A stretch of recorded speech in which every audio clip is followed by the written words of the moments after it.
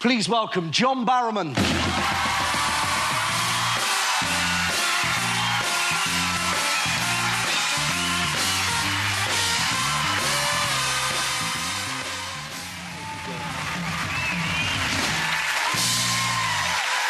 Barrowman, everybody.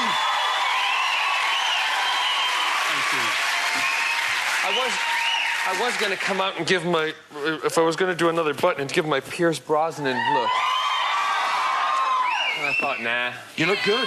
Thank you. You look great. Thank you. You look really good. Well, the last time I saw you, I was about 3.5 stone heavier. I know, I couldn't believe it when I saw you on, back there on the monitor. I thought, he's really lost a lot. What have you done?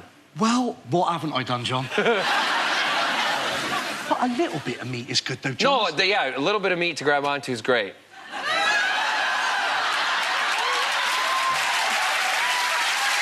Oh, we're there already. Are we there already? How long did that take? Oh, about a minute. Oh, my goodness me. Here we go. No, listen, if you're talking... no, let's go back a minute. I can't. Well, we're there now. We might as well plow on. All right, go on. All right, just drill it home. Let's just keep on hammering away. Oh, yeah. Just open me up in front of everybody. Because we both love it. Yes. John. Oh, my goodness. I should say that John and I have previous. We've met before. Yes, John, of course, did the Friday Night Project. We have. John. Yes. Tonight's the night. Should we start there? Yeah. You're making people's dreams come true. Yeah. Have you had anybody yet that once you've done the hit on them, you track them down, you give them the opportunity, they've turned around and they've said, do you know what, a dream is a dream, but I actually thank you, but no? No, and I hope they don't, because otherwise we're going to spend a lot of money doing the hit, and if they say no, we're up Schitt's Creek without a paddle, I'll tell you. But it's, no, we haven't had that. And I think if someone comes to you and gives you the opportunity to fulfill one of your dreams, I think, you'd take it, wouldn't you? Yeah, you would. John, you are Scottish. I am, You and were I'm born probably a mad one, yeah. Yeah, I was born in Glasgow, and the funny thing, well, it's not funny, it's just the way it is. When I speak with my mum and dad and my family, I actually speak with a Scottish accent. So those of you who watch me in television and see me as an American, that accent is actually John, but it's another side of John. It's really bizarre. I'm actually a bit schizophrenic. What? It's really bizarre. How old were you when you left Glasgow? We left when I was about 8, 9 years old. And it was my dad was, I'll just climbing the corporate ladder with Caterpillar Tractor Company. And he was sent to the US, told that we wouldn't be coming back to the UK, so he packed the entire family up, and my mom's mother moved with us, and so I had my gran and my family all there, and that was it. That was the beginning of it. Great thing as a kid, though, I would be taken to the lot, and I think this is where my love of cars came from. I used to sit in those big tractors on the lot and be able to drive them around, which was really, really great. Massive $40, $50 million worth of equipment, and here's little John. Can we talk about Torchwood? Yes, please. Do we have any fans of Torchwood in you?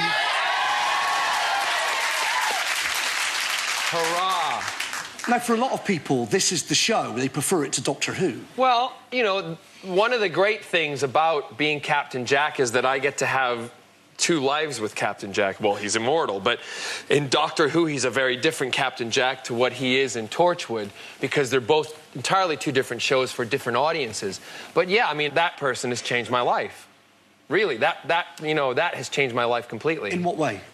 I was doing musical theater prior to doing Doctor Who, and I'd had 16 years in the West End doing all major West End shows, playing the leads in them. And, the progression would have been to go into television, but if I was doing musical theater even now, I'd be content and happy. I was happy to do that for the rest of my career, and I was making a nice living out of it. But this put me on television. It opened up so many other doors. I mean, you become a household name when you're something like that, and that's something that you don't think about happening. I didn't go out there to make it happen, if that makes any sense. Sure. It was something that I got into this business to be an actor, to be an entertainer, to enjoy myself, to enjoy the work, the craft that I was being trained to do at university. And this came along and made me, what people call a celebrity. And I'm loving every single minute of it. I think it's absolutely brilliant. So I love him. John, please don't go anywhere, because there's loads more I'd like to talk to Captain Jack in Torchwood, of course. Yes. And we know you from musical theatre. Yes. But actually, before all of that took off, you started in movies, didn't Oh, you? no. Please tell me you don't have any clips of this stuff. Yes, I do. Shit. Oh, shit. Now, These are so bad. but great. I know. Okay, Because all there's right. bad and there's good bad. Is this good bad? This is good bad. This is good bad, yeah. Megalodon. Yes. Shark Attack 3. And it's not a porn movie either. It's fish porn. It's fish porn. It would have probably been better as a porn film. Megalodon. Ladies and gentlemen, here comes Megalodon. Megalodon.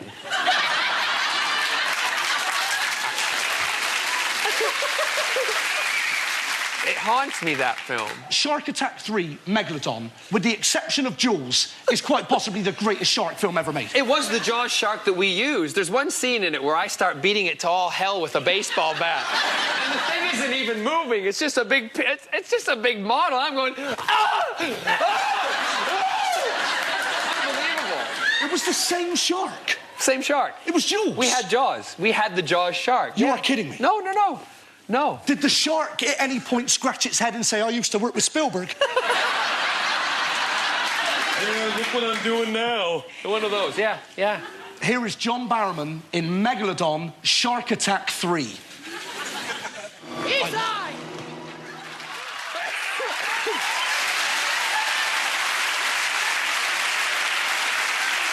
There is...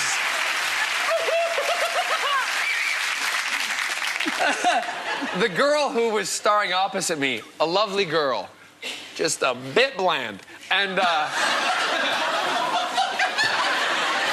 so honest, I love it. well, it is. I mean, come on. And there was one scene where the director said to me, "You got to get some kind of, I got to get a response out of her for her close-up because you know the close-ups that she was doing. You say I love you, right, to me. Go. I love you.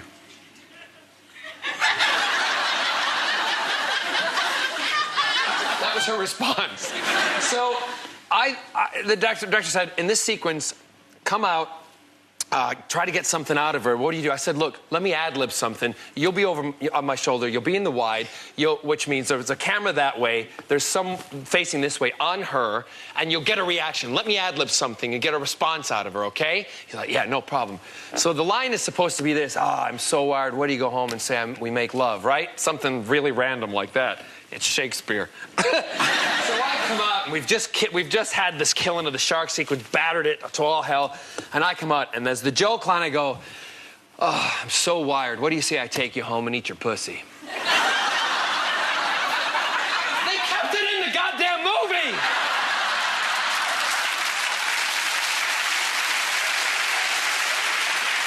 Now, and you know what she did? This.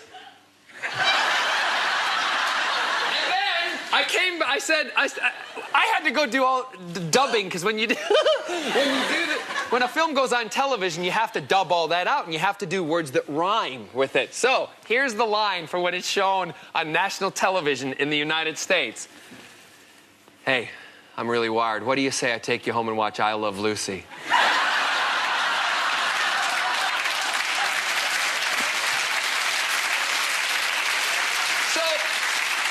I'm not surprised they didn't want you to show a lot of that film.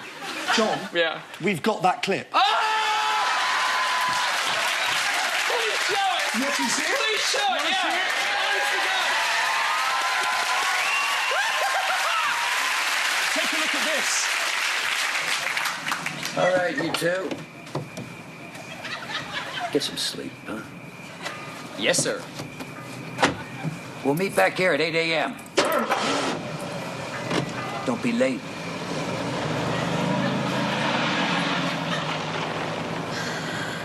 I'm exhausted. Yeah, me too, but you know, I'm really wired. What do you say I take you home and eat your pussy?